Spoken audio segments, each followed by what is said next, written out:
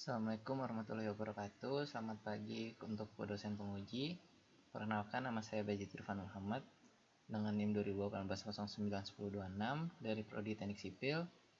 Pada kesempatan ini, saya ingin mempresentasikan judul penelitian saya, yaitu analisis perbandingan kapasitas dan tingkat pelayanan dengan metode Highway Capacity Manual tahun 2000 dan Manual Kapasitas Jalan Indonesia tahun 1997. Judul penelitian saya ini dibimbing oleh Bapak Freddy John Philip Sitorus, STMT, selaku dosen pembimbing saya, dan Bapak Resdiansyah Mansur, STMT, PhD, selaku dosen pembimbing 2 saya.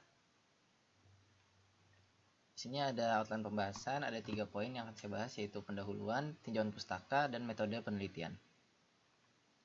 Untuk poin pertama yaitu pendahuluan. Pertama itu latar belakang, di mana negara Indonesia termasuk sebagai negara berkembang, di mana kota-kota di dalamnya pun juga mulai berkembang, seperti kota Tangerang Selatan yang memiliki peningkatan di jumlah penduduk dan jumlah kendaraan setiap tahunnya. Hal ini berpengaruh kepada fasilitas-fasilitas lalu lintas yang harus memadai, terutama pada persimpangan jalan dan area menjalin yang berpotensi untuk menimbulkan hambatan pada arus lalu lintas. Tepatnya pada di Kecamatan Pondok Aren, jumlah penduduknya sudah meningkat sekitar 6% dari tahun 2017 sampai tahun 2022. Maka lalu lintas pada kecamatan ini semakin bertambah padat, seperti pada Jalan Cutmutia 2 Bintaro Sektor 7, yang lalu lintasnya sangat padat pada jam sibuk. Hal ini dapat dipengaruhi dengan kapasitas area menjalin yang kurang mampu untuk menampung arus lalu lintas yang terjadi. Itu ada rumusan masalah, yaitu bagaimana kinerja kapasitas dan tingkat pelayanan area menjalin dengan metode HCM 2000, lalu bagaimana kinerja kapasitas dan tingkat pelayanan pada area menjalin dengan metode MKJI 1997, lalu bagaimana usulan yang dapat dilakukan terkait peningkatan perbaikan area menjalin pada Jalan Cutmutia 2.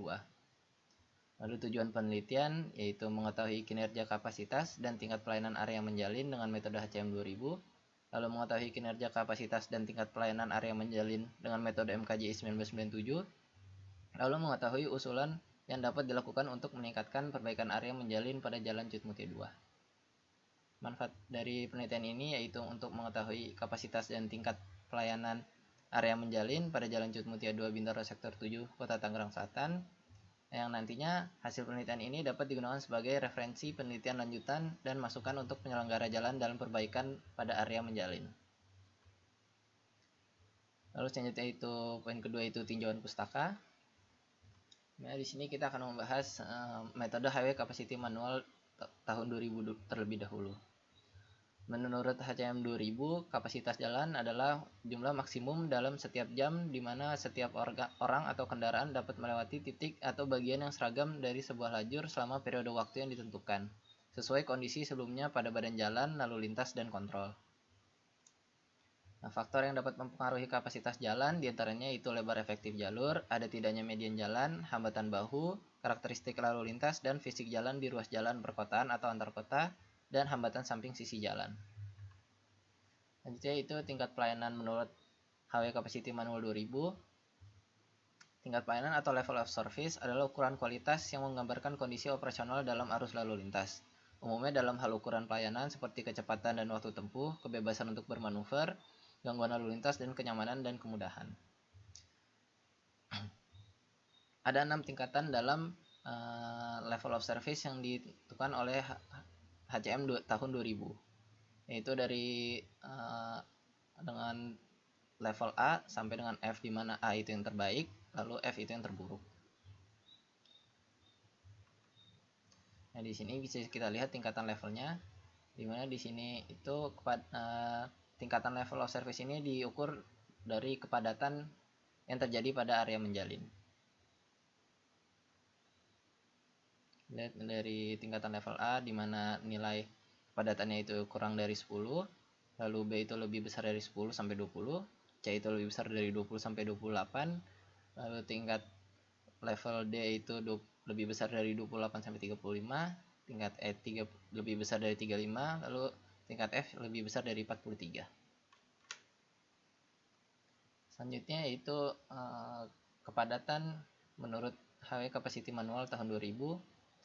Kepadatan didefinisikan sebagai jumlah kendaraan yang menempati suatu panjang jalur atau lajur dan secara umum dinyatakan dalam kendaraan per kilometer atau kendaraan per kilometer per lajur. Nilai kepadatan bisa didapatkan dari menghitung kecepatan weaving dan non-weaving. Setelah itu menentukan kecepatan rata-rata yang digunakan dalam rumus kepadatan. Nah, di sini terlihat rumus kepadatan yaitu D melambangkan kepadatan, lalu total flow rate di dalam weaving segment dibagi dengan jumlah lajur yang dilambangkan dengan V dibagi N, lalu dibagi dengan kecepatan rata-rata di dalam weaving segment yang dilambangkan huruf S. Selanjutnya kita masuk kepada metode manual kapasitas jalan Indonesia, di mana kapasitas menurut MKJI 1997, kapasitas total bagian jalinan hasil perkalian antara kapasitas dasar atau CO, yaitu kapasitas pada kondisi tertentu atau yang ideal, dan faktor penyesuaian, dengan memperhitungkan pengaruh kondisi lapangan sesungguhnya terhadap kapasitas. Jadi di sini ada rumus kapasitas dasar, di mana kapasitas sama dengan 135 dikali dengan lebar jalinan pangkat 1,3 dikali dengan 1 plus lebar masuk rata-rata dibagi dengan lebar jalinan di pangkat 1,5 dikali 1 min rasio jalinan dibagi 3 pangkat 0,5 dikali 1 plus lebar jalinan dibagi dengan panjang jalinan pangkat min 1,8 dikali faktor penyesuaian kelas ukuran kota dikali faktor rasio kendaraan tak bermotor.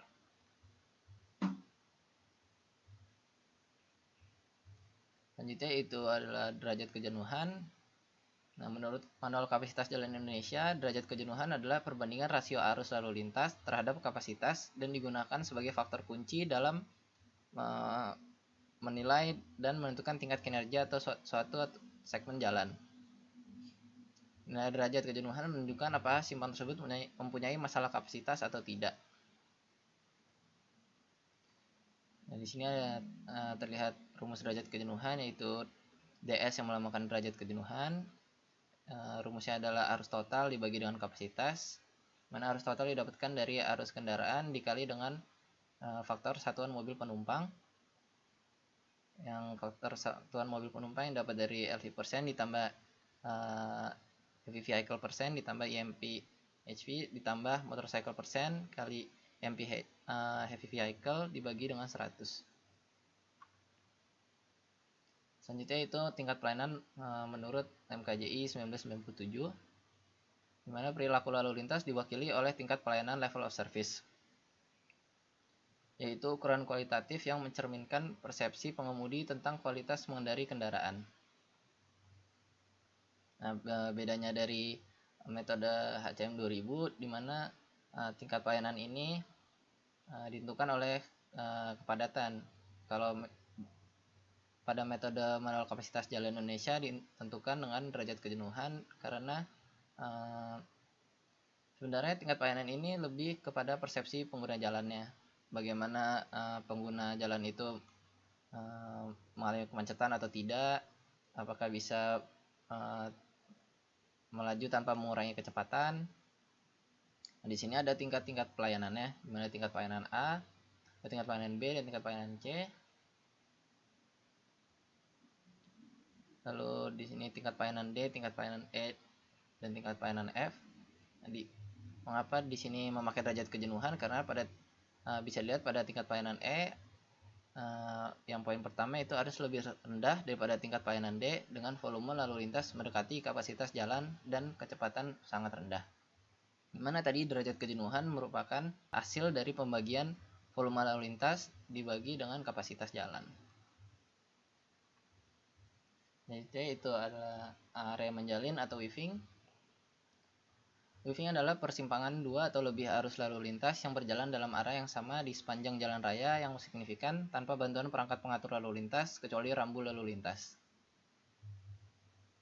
Nah, area menjalin terbentuk ketika area gabungan diikuti oleh area pergabungan atau ketika on-ramp diikuti oleh off-ramp. Nah, di sini ada ilustrasi untuk weaving, merging, dan diverging. Bisa dilihat pada yang A, weaving itu membentuk seperti huruf X. Lalu merging bisa dilihat bentuknya seperti itu, lalu diverging. Itu poin ketiga, itu metode penelitian.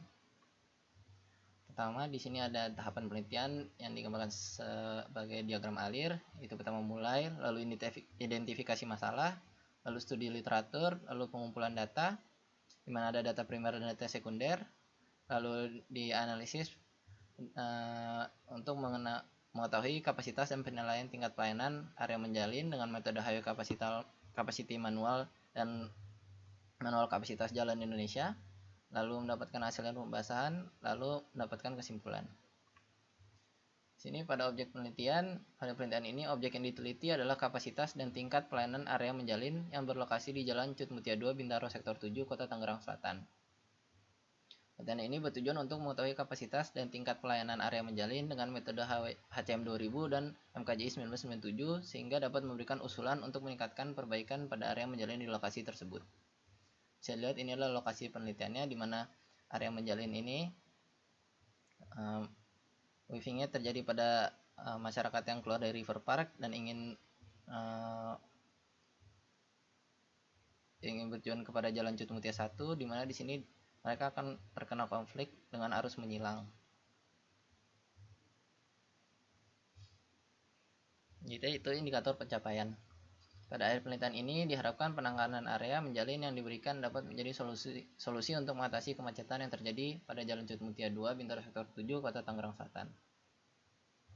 Lalu di sini ada teknik pengambilan data, di mana data primer adalah isinya adalah lalu lintas harian rata-rata atau LHR, lalu kecepatan rata-rata mobil penumpang, lalu data geometrik jalan dan volume lalu lintas. Nah, data primer ini diambil pada pukul 6 pagi sampai jam 9 pagi, lalu jam 11 siang sampai jam 2 siang, lalu jam 5 sore sampai dengan 8 malam. Jam-jam ini peneliti ambil karena disesuaikan dengan jam-jam sibuk, seperti pulang kantor, jam makan siang kantor, dan jam pulang kantor. Untuk harinya pada hari weekday diambil pada hari Senin, dan untuk weekend diambil pada hari Minggu. Setelah ada data sekunder yaitu peta jalan yang bisa diambil dari Google Maps atau dari aplikasi Google Earth. Selanjutnya itu pengolahan data menggunakan metode HCM 2000. Yang pertama itu memasukkan data geometrik jalan, volume weaving dan non-weaving, dan kecepatan alir bebas sebelum dan sesudah area menjalin. Lalu penyesuaian volume peak hour factor, kendaraan berat dan populasi pengemudi. Lalu menghitung follow rate.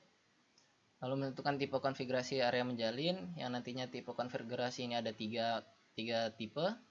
Lalu menghitung kecepatan unconstrained weaving dan non-weaving. Lalu periksa apakah area menjalin termasuk constrained atau unconstrained. Jika constrained, maka hitung kecepatan constrained weaving dan non-weaving.